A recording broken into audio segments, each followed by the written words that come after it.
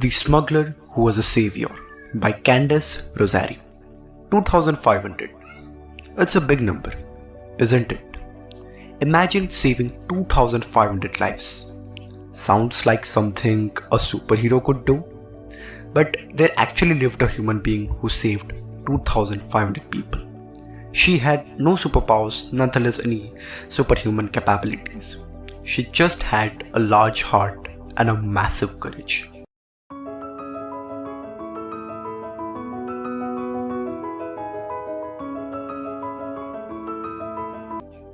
Irina Sandler was a Polish social worker who helped Jews right from the year from when the perilous World War II began, either by way of food or shelter. In 1940, the Germans fought to establish a ghetto in Warsaw. All the Jewish residents of Warsaw were required to move into a demarcated area which would be sealed off from the rest of the city. It has been estimated that over 400,000, that means 4 lakhs Jews, lived in this Warsaw ghetto, which covered an area of 2 kilometers. In 1942, the Council for Aid to Jews was established in Poland. It was known by a secret name called Jigota. Sandler was one of its first members assigned to the children's section of the organization under the code name Jolanta. The Warsaw Ghetto was closely guarded, but Sandler obtained a municipal permit that allowed her and her acquaintance to enter the ghetto. They visited the ghetto often and brought its inhabitant necessities such as food, medicines, and clothes.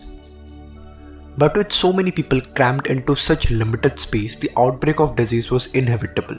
Sandler and her helpers decided that it would be best if they found a way to get the children out of this horrendous circumstance. It seemed a daunting task, with the Nazis having sealed exits and keeping a watch on the open ones.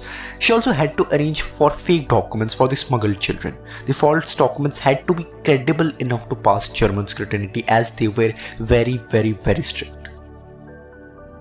Apart from physical hurdles, Sandler had to battle emotional ones too. Sandler had to convince parents in the ghetto to part with their children. She could not guarantee a safe escape outside the ghetto, but she could assure them that she was saving their children from a sure death in it. Once outside, the children would have to take on new names. Sandler found non-Jewish families to adopt these children, causing themselves to be under risk if the identities of the children were revealed.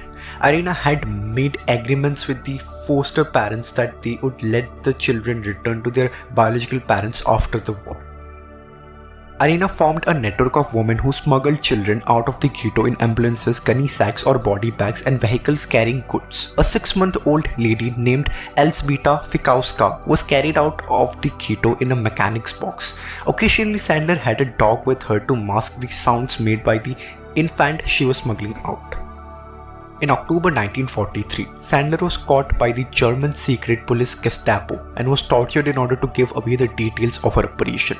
Despite of having her feet and legs fractured as part of the torture, Sandler did not reveal the real names of the people who were helping her. The Germans sentenced her to death. Jigota bribed a guard to include Sandler's name on a list of executed people. On the pretext of being dead, Sandler made her escape. Like the children she rescued, Sandler had to take on a new name and identity. Irina Sandler wrote down the names of the children she saved and stored them in glass jars which she buried under an apple tree in a neighbor's garden. After the war was over, Sandler dug up the jars and got down to the job of reuniting the children with their parents. Sadly, most of the parents had died at the Treblinka death camp. Like the jar in her neighbor's garden, Sandler's story remained buried for a long time until 1999, when 4 American students unearthed a newspaper clipping about Sandler. When they read that she had saved 2,500 children, they thought that it was a printing error, as it seemed impossible that one person could save so many lives in a matter of a few years. After much searching on the internet, and the interesting fact was that back then, there was only one website that spoke about Irina Sandler, and corresponding with various organizations, the students wrote to Irina Sandler. Along with their letter, they also enclosed a script that they had written of her story and money for her to pay for the mailing charges if she were to reply.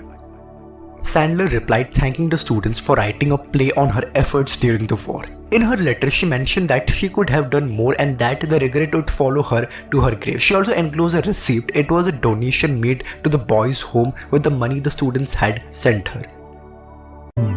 re ra ra re ra ra re de re ra ra ra ra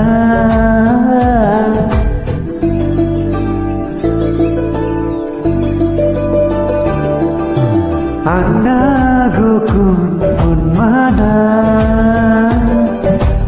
Mane nuki Anna gokun unmana